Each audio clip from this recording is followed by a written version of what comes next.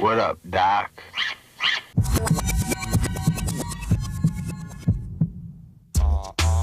This isn't serious. We could make you delirious.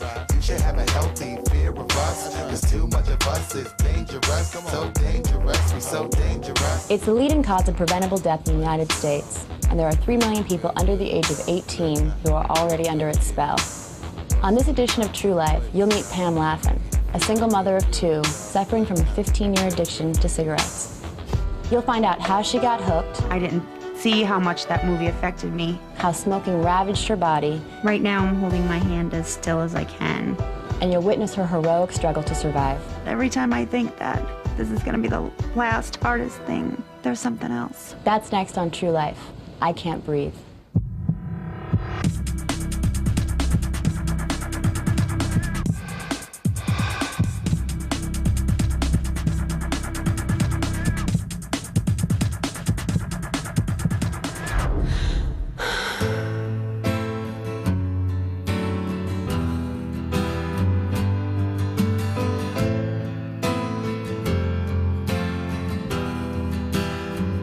I started smoking when I was 10, and I started smoking for a lot of reasons.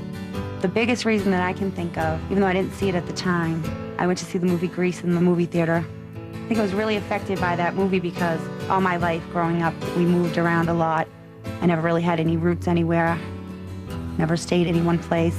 The character Sandy moves to a new town from a different country. She wasn't accepted right away, and people made fun of her because she was too sweet, too nice, too good. And at the end of the movie, she decides to put on really tight black clothes and high heels and curl her hair and smoke a cigarette. Then all of a sudden, everybody likes her, just having fun.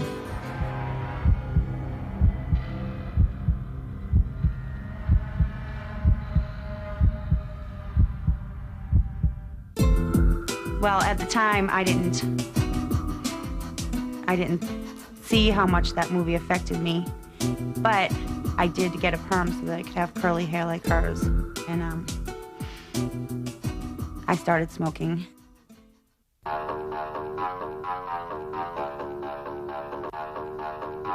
The first time I smoked, I lit the cigarette, and I took probably 3 puffs of it, and I started coughing, and I felt nauseous, and I was dizzy, and so I decided to keep trying it until I learned how to inhale correctly so that I didn't make myself sick. And after, I think maybe the 5th cigarette, I was able to smoke the whole cigarette and I didn't get sick.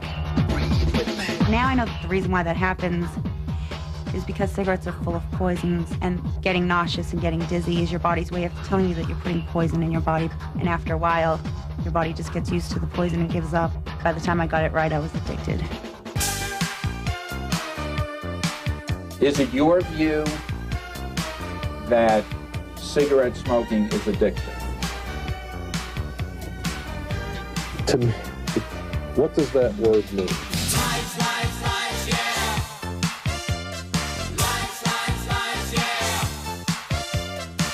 If they are behaviorally addictive or habit-forming, they're much more like caffeine or, in my case, gummy bears. I love gummy bears.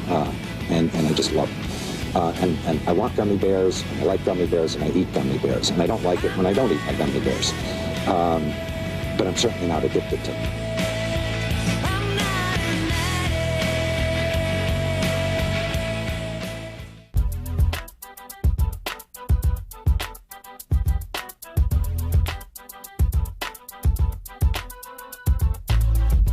When I was 21, I started developing bronchitis. I went to a neighborhood clinic. They gave me antibiotics. In a couple of days, the antibiotics started to work, so I just continued on with my life. And a little more than a month later, I got bronchitis again. I was diagnosed with bronchial asthma. And he started to explain to me how the cigarette, the heat of the smoke burns everything on the way down. It burns your taste buds. It burns your throat. Burns the walls of your bronchial tubes. It burns your cilia cells. It leaves these little hair-like cells in your lungs that help to keep the passageways clear of dust and mucus. And he told me how the smoke burns all the way down into your air sacs, and then that causes emphysema. And I said, you know what then? When I get emphysema, I'll quit smoking. Danger! Patients who have emphysema are usually taking all of their energy to take a breath. They can barely talk in a sentence. Often they have oxygen and are really, really struggling just to maintain themselves. This is a healthy human lung. Very little in the way of smoke or even urban living. These are the air passages, and these are normal. This person probably never saw a cigarette. This is a lung removed from a patient who had emphysema. The first striking difference that you can see is that there's a lot of black. This is all carbon buildup from smoking. The structure of the lung itself is destroyed. The little air sacs become larger and larger over time, and we're unable to exhale our air. You can see these bubbles on the lung that I can push up. These bubbles are emphysema. Wouldn't a cigarette taste good right now? Wouldn't you like a Marlboro? I noticed over the next couple of years my breathing got worse and worse. It got harder to do things. Couldn't really carry groceries up the hill or upstairs. It was getting harder to lift my children and carry them around. When I was 23, I got my own doctor. He had me use this thing, it's called a peak flow meter. And I think a normal, healthy person should be able to move the needle up to 800. I couldn't even move the needle past 25. He couldn't even believe I was alive. He said that he wasn't sure, but on some of my x-rays, it looked like I may have the beginning stages of emphysema. Well, since he said he wasn't sure, and I was only 23, I kind of just dismissed that thought, and I didn't believe him. And I went on with my life, and I kept smoking.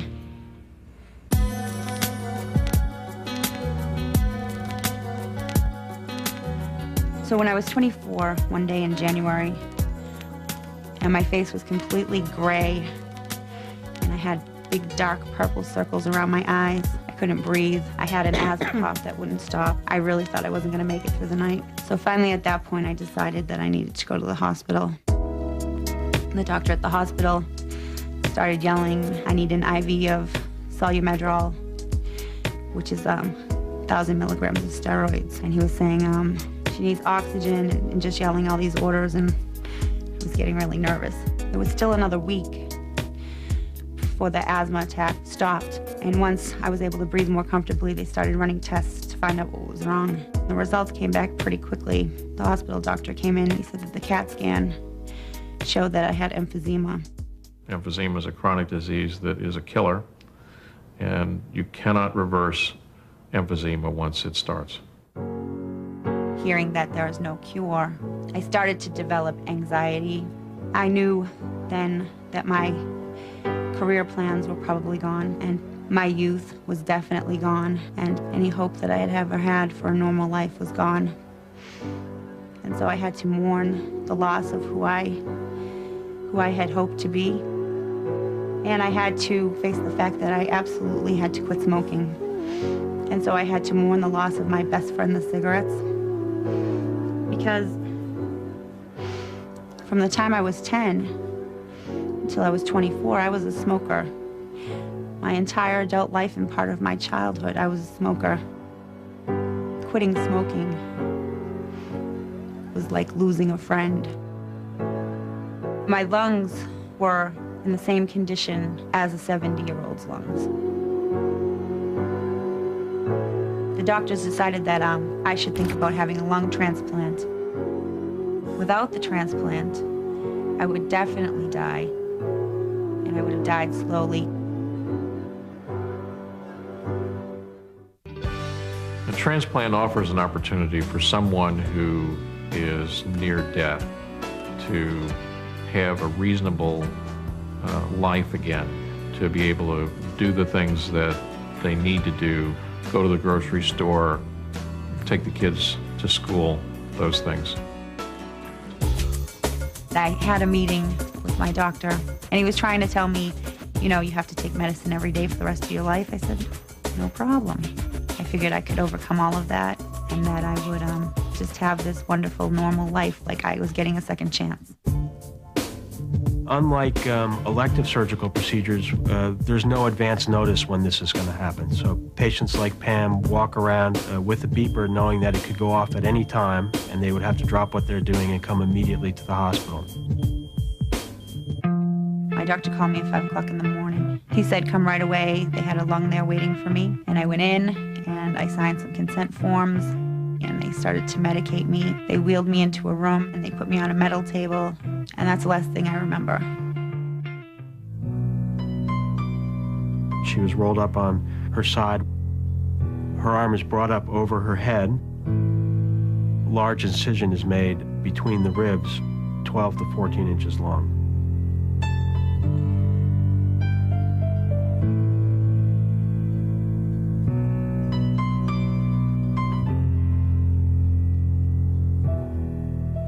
And when I woke up, what I had just done hit me like a ton of bricks.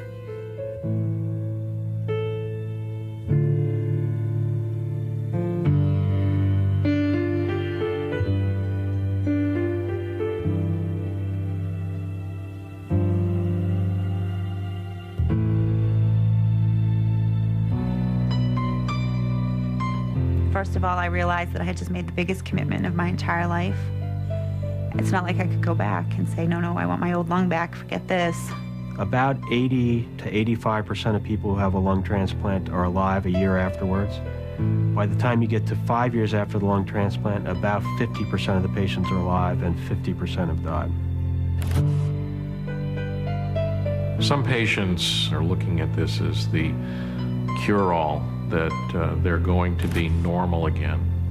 And when they have a transplant, there is a realization of all of the problems that they now are going to face. They've traded in one set of problems for another.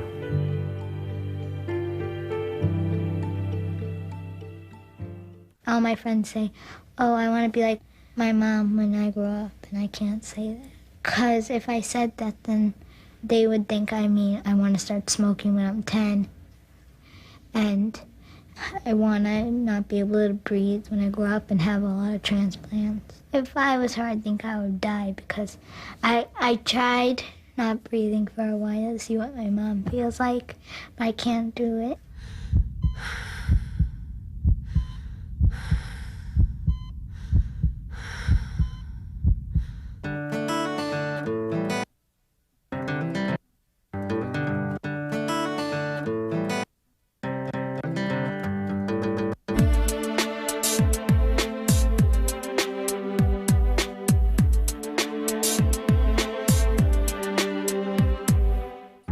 Pamela had a great response to her transplant. It was able to come off of oxygen, had very good lung function. I was optimistic. I figured I could just have this wonderful, normal life. The issues that Pam and all patients have to deal with once they recover from the surgery procedure itself is dealing with the complicated medical regimen that people are on after transplant. Today I want to show you my medication. This is prednisone. This is the medication that causes fullness in my face. Depending on how much of the prednisone I take, my face can be bigger or smaller. The side effects are substantial, both in terms of how people feel and in how they look. Right now I'm holding my hand as still as I can. It'll be like this for as long as I have to take this medication, which will be for the rest of my life. You've come a long way, baby, to get where you got to today. Virginia Slims. This is the taste for today's woman.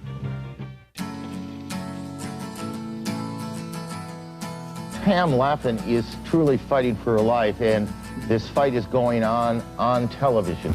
Tonight, how this Malden woman is using her story to get others to stop smoking. What is rather remarkable about this woman, who is surviving with just one lung for now, is that she's only 29 years old. This is your statement to the world, I gather.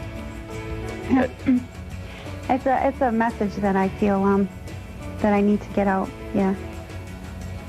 When I was diagnosed with emphysema when I was 24, I started speaking. I started going to schools and speaking and talking about how dangerous tobacco is and what happened to me. And you're well aware of the uncertainties ahead in your life, and your kids are too. Yeah, we're all aware of what could happen. Well, hang in there. Thank you. Hang in there. Thanks for joining us this morning. So now it's been just a little over 3 years since my transplant. Almost 11 months ago, my transplanted lung started to go into rejection. Everyone who gets a transplant has episodes of rejection. Some can be very, very severe to the point where our body destroys the transplant. So they told me that the last thing that they usually do is radiation. So I went through 6 weeks of radiation from my neck down to mid-thigh area. And then I had a procedure called a bronchoscopy. They take a scope and they put it down my throat into my lungs, and they cut off pieces of my lungs. They test these pieces of lung to see if the rejection is there or gone. I was optimistic, and I was really sure that the rejection was gone. When they got the results back from that, they had me come into the office. I went to get my biopsy results from Dr. Riley, and he said that there's still active rejection. There's still active rejection in my air passages.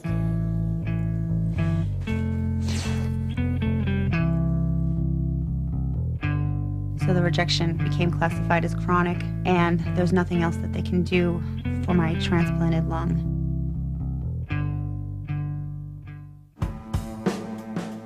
Since the rejection started, my health has quickly gotten worse. I travel in a wheelchair. I can't prepare my own meals. I can't clean up the house. I can't help my children get ready for school in the morning. I can't get out to my car by myself. I can't run errands by myself. I spend most of my days sitting here on this couch. When I think of her dying, I feel like I'm gonna have to go to her funeral, and people are gonna like look at me and think, oh, I feel bad for her, and I'm gonna be like the only one of my friends that has a dead mom. My children know that I could die, but they have chosen to believe, and I've chosen to let them believe that I most likely won't. I'm happy about the way they're turning out, the kind of people that they're becoming. They're so helpful and so loving, and they spend a lot of time with me, and if I don't live to see them grow up, then I'm not gonna know how they turn out. That's the thing that scares me, is what's gonna happen to them. Every time I think that this is gonna be the last, hardest thing, there's something else. So sometimes I just wanna give up and not bother doing this anymore, but I've got the kids, and they need me, and I need them.